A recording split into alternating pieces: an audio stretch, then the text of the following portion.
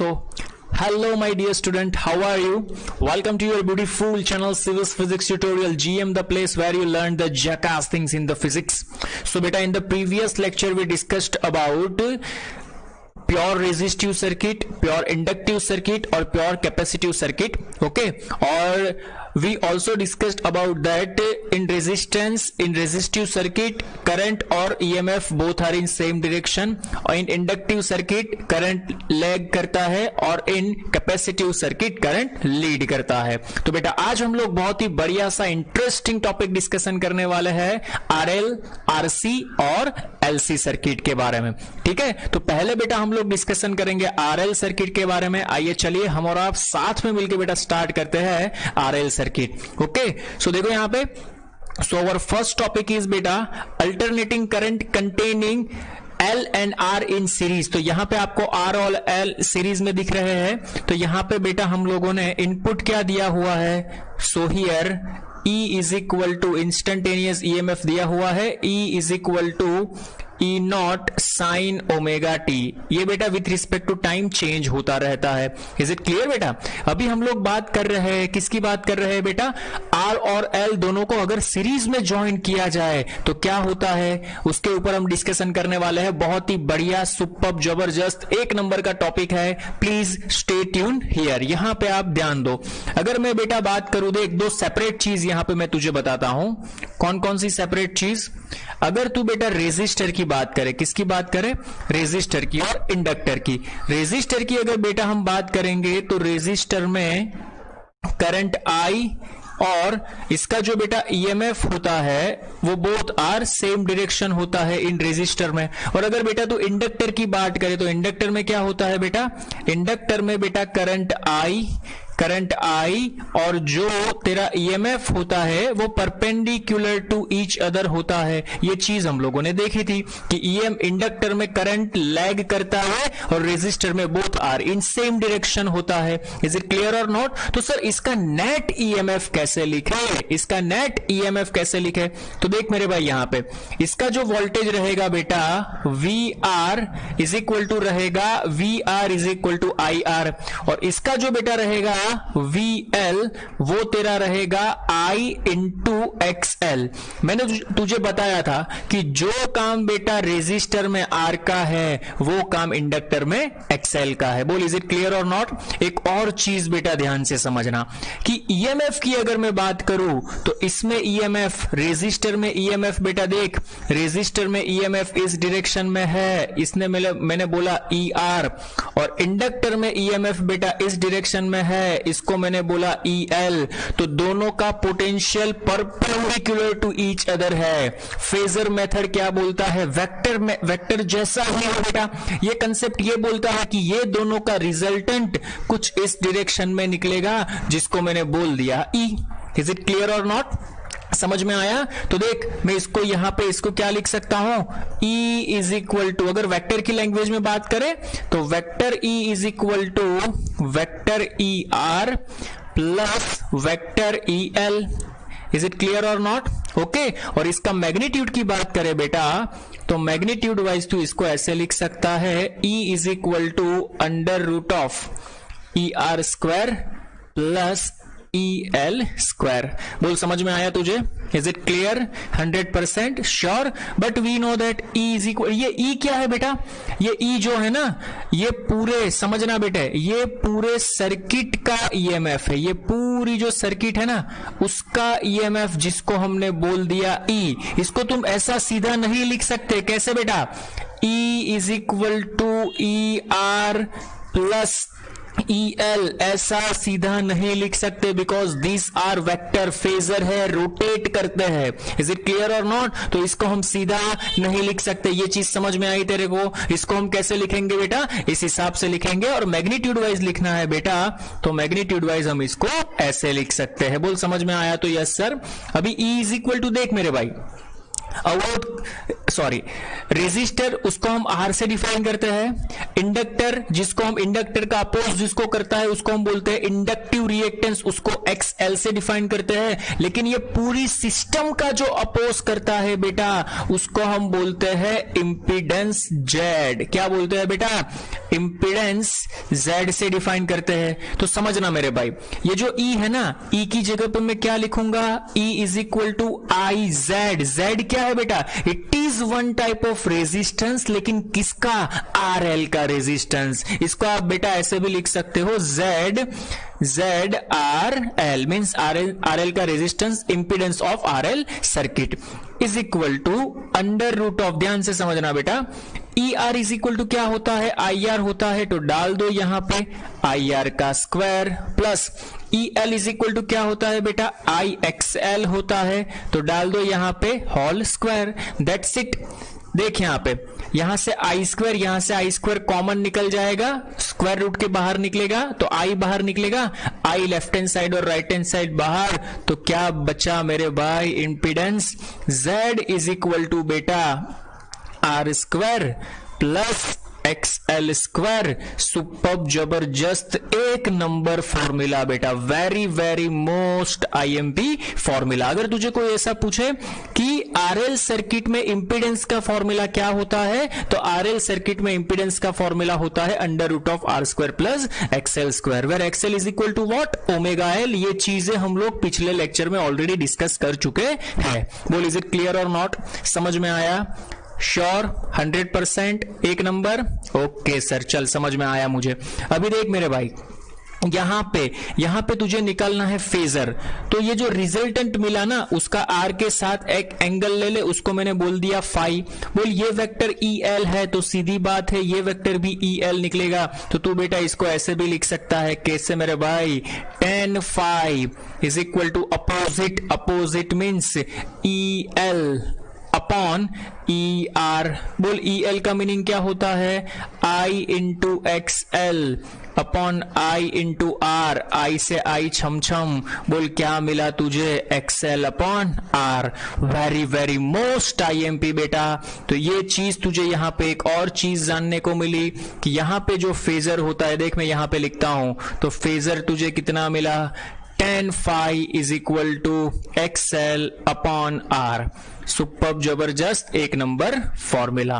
बोल, समझ में आया? तो this is the concept of LR circuit, this is the concept of LR circuit. चल, अच्छी तरह से मैं तुझे सब कुछ लिख के देता हूं। देख, NCERT में तुझे फेजर डायग्राम बेटा कैसे दिया है, कुछ इस हिसाब से दिया होगा, ध्यान से समझना बेटा। हाँ, ये देख, तेरा XY प्लेन में ड्रॉ करता हूं, ये Y एक्सिस, ये x axis, this one is x axis, this one is y axis. तो पहले RL सर्किट है, तो R में क्या होता है? तो देख ये रहा। अगर मैं R रेजिस्टर की बात करूं बेटा, तो रेजिस्टर में EMF और current both are in same direction. अगर तू इंडक्टेंस की बात करे, तो इंडक्शन में करंट लैग करता है, तो ये रहा तेरा EL। देख, ये रहा तेरा EL, कितना लैग करता है बेटा? 90 डिग्री लैग करता है। अरे समझ में आया तो बोल यस सर। अभी मेरी बात सुन बेटा, ये EL और ये ER, इसका जो रिजल्टेंट मिला जिसको मैंने बोला E, ये E है बेटा, वो ER के साथ कितना एंगल बना रहा था बेटा? फाई एंगल बना रहा था। अरे समझ में आया तो बोल मेरे भाई yes sir. Is it clear और नॉट? ओके, ये जो बेटा इनिशियल लेवल पे तेरा जो ER है वो कितने एंगल पे होगा बेटा? ये जो E होगा वो ओमेगा T एंगल पे होगा। जो रिजल्टेंट तुझे मिला, ये एंगल कितना बनाएगा बेटा? Omega T। तो कुछ इस हिसाब से तुझे फेजर दिया होगा। बोल, समझ में आया बेटा? This is the phasor representation, this is the phasor representation in LR circuit. देख, तो हम लोगों ने बेटा क्या क्या देखा? तो हम लोगों ने यहां पे सर देखा पॉइंट नंबर वन सर ये देखा कि रेजिस्टर में अगर पोटेंशियल होगा तो वो IR होगा, और इंडक्टर में अगर पोटेंशियल होगा तो वो I इंटू XL होगा। Here VR is perpendicular to VL है, सो जो नेट मिलेगा सर वो हमें क्या मिलेगा, under root of V R square plus V L square मिलेगा सर। सो मैं इसको ऐसे भी लिख सकता हूं, z is equal to R square plus X L square. यहां से सर अगर मुझे tan फाई निकालना है तो tan phi is equal to में सर एक्सएल अपॉन आर भी लिख सकता हूं। ये फॉर्मूला हम लोगों ने देखा। बोल समझ में आया बेटा? अगर तुझे बेटा बोला है मैक्सिमम करंट फाइंड कर, तो maximum current I is equal to क्या होता है बेटा, E not upon R. R नहीं आएगा, अभी जेड आएगा, तो तू इसको ऐसे लिख सकता है, ई नॉट जेड। जेड की वैल्यू क्या है बेटा, ये रही, रख दे under root of R square plus XL square. बोल समझ में आया? समझ में आया तो बोल yes sir. Is it clear बेटा? इसमें कौन लैग कर रहा है बेटा? अगर तू E इज इक्वल टू लिख रहा है E naught sine omega T, तो I इज इक्वल टू तुझे लिखना पड़ेगा बेटा I naught sine omega T minus phi, because current है वो लैग कर रहा है। कितना बेटा? Minus phi. Is it clear और not? Okay, pi phi means pi by 2 lag कर रहा है। अरे समझ में आया तो बोलिए सर। फाई कुछ भी हो सकता है, जरूरी नहीं, क्वेश्चन के हिसाब से फाई की वैल्यू आप डिफरेंट फाइंड कर सकते हो। बोल समझ में आया बेटा? Is it clear? 100% sure? Done, super, जबरदस्त, एक नंबर कंसेप्ट था बेटा। ओके चल आगे बढ़े क्या? ओके सर, देख नेक्स्ट वन। इसके बाद है बेटा AC circuit containing C and R in series. देख इसमें बेटा अगर कैपेसिटर को सीरीज में ज्वाइन किया है तो हम लोग क्या करेंगे, यहां पे बेटा ये कैपेसिटर है। क्या है बेटा? कैपेसिटर।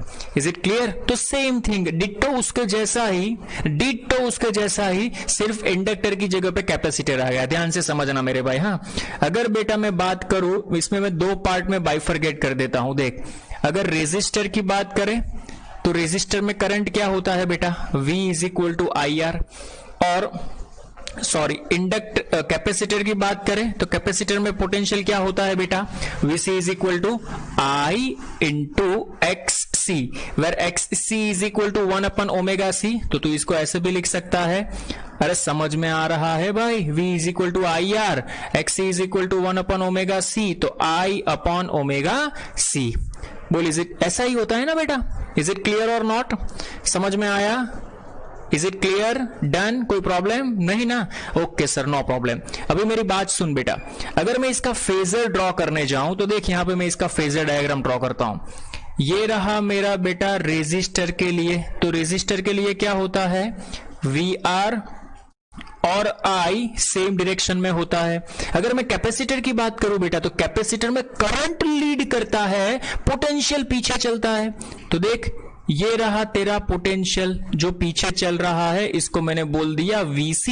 कितना पीछे चल रहा है, 90 डिग्री। तो यहां पे भी बेटा सेम चीज आएगी। तुझे रिजल्टेंट कहां पे मिलेगा, कुछ इस डायरेक्शन में तुझे मिलेगा रिजल्टेंट, जिसको मैंने बोल दिया V। तो यहां पे भी बेटा एक चीज ध्यान में रखना कि net potential V is equal to V R plus Vc। ऐसे डायरेक्ट नहीं लिख सकता, तो कैसे लिखना पड़ेगा, तो here V is equal to under root of V R square plus Vc square. बोल समझ में आया? इज इट क्लियर और नॉट? 100% श्योर? ओके, सेम यहां पे भी V is equal to I Z impedance आएगा। देख V is equal to I Z impedance is equal to under root of I R whole square plus I X C whole square. ये I square के साथ root के साथ बाहर निकलेगा, आई के साथ छम हो जाएगा। So Z is equal to क्या मिला बेटा तुझे, Z is equal to R square plus X C square. अरे समझ में आया तो बोल मेरे भाई yes sir. Is it clear और नॉट? 100% श्योर? डन? समझ में आया? चल सर, तो सर इसमें भी फेज एंगल निकलता ना, ये फाई निकल सकता है ना बेटा। क्या निकलेगा कि tan phi is equal to opposite, तो ये तेरी अपोजिट साइड बन जाएगी। ये VC तो ये भी VC, तो VC upon VR। VC is equal to sir, VC is equal to I X C upon I R, I से आई छम। बोल क्या मिला, tan phi is equal to, तो tan phi is equal to X C upon R. Very most IMP। बोल समझ में आया तुझे? Is it clear? डन? समझ, बहुत इजी है बेटा, कुछ नहीं है, बहुत ही इजी है, कंसेप्ट क्लियर है तो तू इजीली ये लिख सकता है और कर सकता है। एक चीज तुझे सिर्फ यहां पे ये ध्यान में रखनी है बेटा कि ऐसे पोटेंशियल का सीधा एडिशन नहीं होता, because this are phasors. Phasors it is one type of vector quantity, और वेक्टर क्वांटिटी में एडिशन कैसे होता है वो ऑलरेडी हम लोग वेक्टर में पढ़ चुके हैं। इज इट क्लियर और नॉट? 100% श्योर? डन? आगे बढ़े क्या बेटा? ओके सर, चलिए आगे बढ़ते हैं। बहुत ही बढ़िया सी चीज बेटा, अभी जो नेक्स्ट टॉपिक है बेटा उसमें से आपके बहुत सारे कंसेप्ट क्लियर होने वाले हैं, मजा आने वाला है बेटा। It is the bifurcation. तीनों सर्किट का हम लोग बाइफरगेशन अच्छे से देखने वाले हैं। चलिए आइए तो हम और आप साथ में मिलकर स्टार्ट करते हैं बेटा। This is the bifurcation. यहां पे आप देख सकते हो मैंने सर्किट डायग्राम ड्रॉ किया हुआ बेटा, आरएल सर्किट, आरसी सर्किट और एलसी सर्किट। यू अंडरस्टैंड और you can see very well. Okay बेटा, चल अगर बेटा मैं बात करूं, चल तो इसमें E is equal to E naught sine omega t, इसमें E is equal to E naught sine omega t, सभी में पोटेंशियल सेम है, E is equal to E naught sine omega t. अभी मैं करंट की बात करूं बेटा तो आरएल सर्किट में करंट लैग करता है या लीड करता है? बोलो मेरे भाई। तो सर आरएल सर्किट में करंट पीछे चलता है, तो करंट का फॉर्मूला भाई क्या बनेगा? सर करंट का फॉर्मूला बनेगा I is equal to, marker change कर लू बेटा, जस्ट अ मिनट है बेटा, मार्कर चेंज कर लेता हूं ताकि आपको अच्छे से दिखाई दे पड़े। चल करंट का फॉर्मूला क्या रहेगा बेटा? I is equal to I naught sine, बोल पीछे का मीनिंग क्या होता है? Omega T minus pi by two. Is it clear बेटा? अगर आरसी सर्किट की बात करें बेटा तो आरसी सर्किट में करंट लीड करता है, तो आई इज इक्वल टू, ये फॉर्मूलाज बेटा याद रखने हैं क्वेश्चन को सॉल्व करने के लिए, इसीलिए मैंने ये टेबल बनाया है, प्लस पाई बाई टू। बोल समझ में आया बेटा? Plus pi by to. अगर बेटा तू एलसी सर्किट की बात करे तो एलसी सर्किट में डिपेंड्स होता है बेटा, तो यहां पे लिख सकता है I is equal to I naught sine omega t plus और माइनस पाई बाई टू। कौन बड़ा है उसके ऊपर डिपेंड करता है। इज इट क्लियर और नॉट? डन बेटा, 100%। अगर बेटा पीक करंट, हाईएस्ट करंट की बात करें तो पीक करंट हम लोग क्या लिखते हैं? Peak current I naught is equal to E not upon R. अरे लिखते हैं ना, ई नॉट अपॉन आर। बोल इज इट क्लियर और not? E not upon, actual में आरएल सर्किट है तो यहाँ पे Z आएगा बेटा, क्या आएगा? Z। Is it clear? तो इसमें बेटा इंपीडेंस क्या रहता है? तो इसमें सर इंपीडेंस रहता है under root of R square plus L square. Similarly बेटा इसकी बात करें तो I is equal to E not upon Z। बोल इसमें इंपीडेंस क्या रहता है बेटा?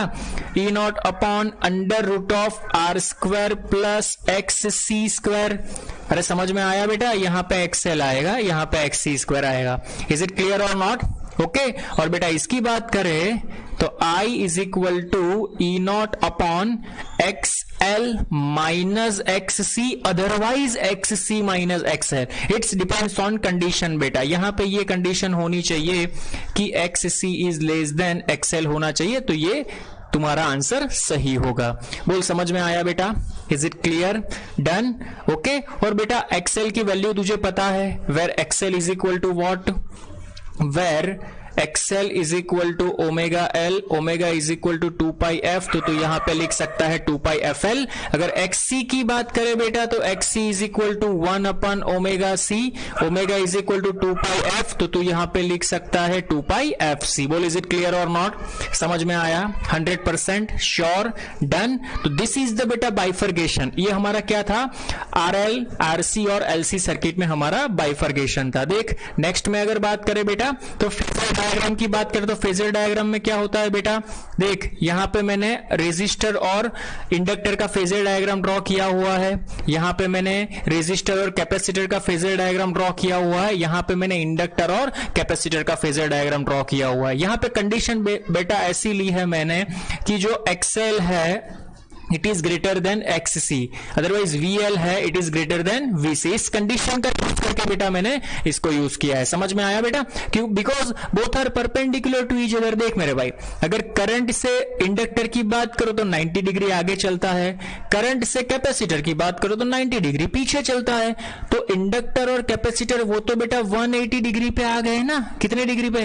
180 डिग्री पे। तो वेक्टर का रूल क्या है बेटा? 180 डिग्री पे सब्सट्रैक्शन होता है, तो सीधा हम लोगों ने वहां पे कर दिया XL minus XC, that's it, खेल खत्म। इज इट क्लियर बेटा? चल, अप्लाइड वोल्टेज की अगर बेटा हम बात करें तो इसमें अप्लाइड वोल्टेज V का मैग्नीट्यूड क्या मिलेगा? So V is equal to under root of, बोल मेरे भाई, VR square plus VL square.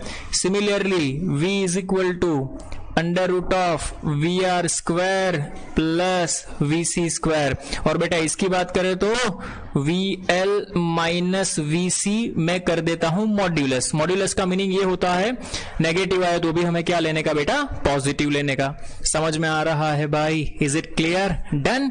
चल, इंपिडेंस बेटा, इंपिडेंस, तो इंपिडेंस को हम किससे डिफाइन करते हैं बेटा? Z से डिफाइन करते हैं। तो Z इज इक्वल टू हम लोग क्या लिखते हैं बेटा? Z is equal to R square plus XL square. Is it clear?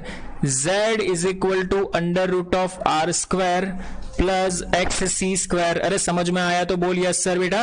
और इसमें impedance Z is equal to क्या लिखते हैं बेटा? XL माइनस XC या XC माइनस XL, जो भी बड़ा है उसको पहले लिख सकते हो।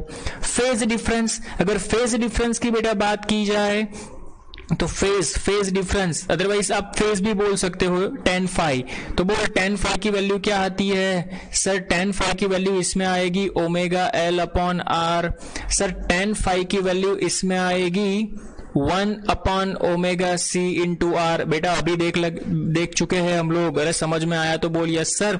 और उसमें बेटा इसमें आएगी tan phi is equal to 1, sorry tan phi is equal to 1। So phi is equal to, sorry 1 नहीं, इंफिनिटी आएगा। Is it clear?